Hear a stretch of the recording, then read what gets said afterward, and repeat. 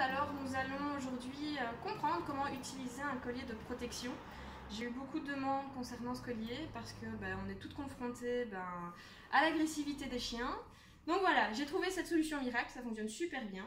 Donc avant de commencer, vous prenez le collier et vous le passez dans les petites cendres. Alors on m'a demandé s'il y avait plusieurs diamètres. Oui, bien sûr, il y a plusieurs diamètres. Vous devez le prendre le plus grand possible. Maintenant, le chien doit pouvoir avoir ses pattes qui touchent le sol sans être étranglé par le collier. Alors, donc bien surveiller que les attaches soient du même côté que l'attache du collier, parce que sinon vous allez être embêté. Les attaches ici doivent être côté dos du chien. Donc, on va prendre la petite Théa et on va lui mettre tout ça autour du cou. Théa, tout chaud. Allez, viens. Hop là, petite Théa. Alors, ici bien entendu pour faire la vidéo, on a pris un chien gentil parce que le but c'est d'expliquer. Si on explique avec un chien agressif, on va plus passer son temps à gérer l'agressivité que gérer le petit collier. Ah chouchou. Alors donc pour poser le collier, donc toujours bien les scratchs ici à l'arrière. Donc dans ce sens-ci, hop, du coup dans l'autre sens. Et on passe, l'idéal c'est d'arriver par le dessus du chien, hop, et après on pivote. Alors je vous conseille fortement de vous exercer. Voilà ma belle, c'est bien chouchou.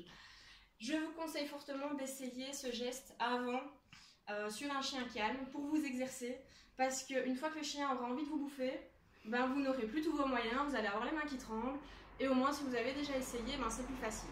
Donc première chose, clipser le collier du chien, et ensuite, c'est pour ça que les scratchs sont à l'arrière, venir fermer le collier. Vous pensez bien que si les scratchs sont à l'avant, si les scratchs sont à l'avant, vous avez vos mains juste au niveau de la tête du chien, ce qui est justement pas le but. Hop, on scratch. Alors ensuite, on a la laisse à poser. Bonjour Théa. Bonjour. Ensuite, on a la laisse à poser. Alors, l'idéal, c'est de passer la laisse, donc qui est attachée au niveau des barres de votre table de toilettage. L'idéal, tourne-toi un peu Théa, c'est de passer la laisse ici, entre les deux.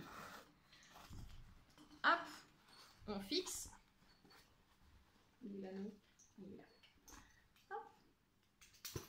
On fixe au collier, on fixe à la table.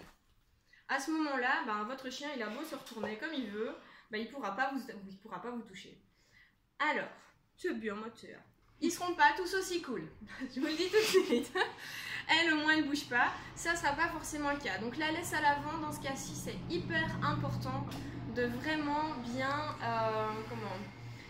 de vraiment bien tirer la laisse pour qu'elle soit un minimum tendue. Parce que si vous avez trop de mou, le chien, il va pouvoir bouger comme il veut, il va pouvoir se retourner et c'est pas agréable pour travailler. Alors, pour pouvoir travailler, viens par ici, Théa. Voilà, c'est bien maintenant. Hop, pour pouvoir travailler. Hop, on pivote. Pour venir faire les pattes à l'avant, l'idéal c'est de venir tenir le collier du chien. Comme ça, vous êtes sûr, vous avez votre bras, dans tous les cas, qui est toujours collé au collier. Vous avez votre bras collé au collier, le chien il pourra se retourner autant qu'il veut, il ne pourra jamais vous attraper. Vous prenez la patte et vous faites ce que vous avez à faire. Si c'est de la tondeuse, si c'est la coupe des ongles, etc. Vous gardez toujours un bras collé, que ce soit un ou l'autre, mais au minimum, votre corps en contact avec le collier. Ça permet vraiment de pouvoir travailler de la main. C'est bien. Même si le chien essaye de se retourner, ça ne fonctionne pas. D'accord?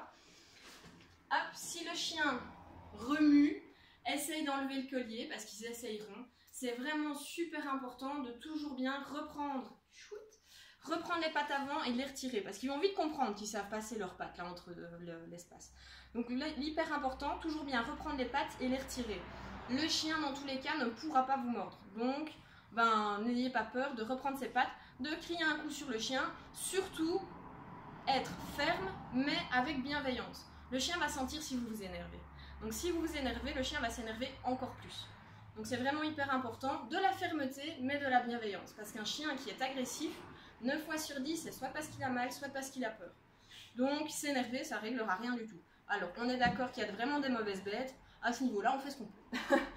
Alors, donc ça, c'est pour la manipulation à l'arrière du corps. Toujours bien garder un contact avec le collier. Sinon, ben, vous tenez par le collier, si le chien bouge un peu, vous tenez par le collier. À ce moment-là, le chien, ben, il ne sait plus vous toucher à l'arrière. Donc, vous travaillez vraiment en sécurité. Alors, on m'a posé la question de « et la tête, comment on fait ?» Donc, comment on fait pour la tête? Ben, tout simplement, ben, comme on peut, avec ce qu'on peut. Donc, ici, forcément, c'est un chien à poil court, donc pas beaucoup de travail, hein, chouchou. Mais si vous devez arriver avec des ciseaux, je vais prendre ceux-ci.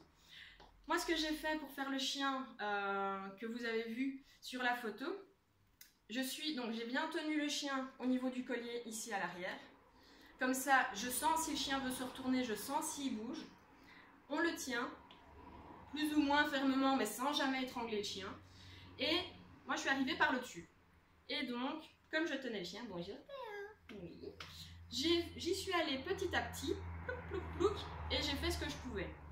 Arrive le moment fatidique où ben, le dessus est fait, et on n'a pas le choix, on doit travailler en dessous. À ce moment-là, il n'y a pas de miracle, je ne suis pas magicienne non plus, il faut prendre des risques. Ou alors on n'en prend pas, si vraiment le chien est trop agressif, on ne prend pas de risque. Celui que vous avez vu sur la photo, il était surtout agressif en manipulation, donc au niveau de la tête, ça allait encore. Au niveau de la tête, ça allait encore, donc j'ai pu, en y allant doucement, arriver par en dessous et couper les nœuds et faire une tête plus ou moins potable. Alors maintenant, il faut bien que les gens soient conscients que s'ils ont un chien agressif, on ne peut pas faire des miracles et ça ne peut pas être le plus beau chien du monde. Donc voilà, à vous aussi d'expliquer aux gens qu'on a des limites et qu'on ne va pas se faire mort pour le plaisir. Merci Théa pour ton aide.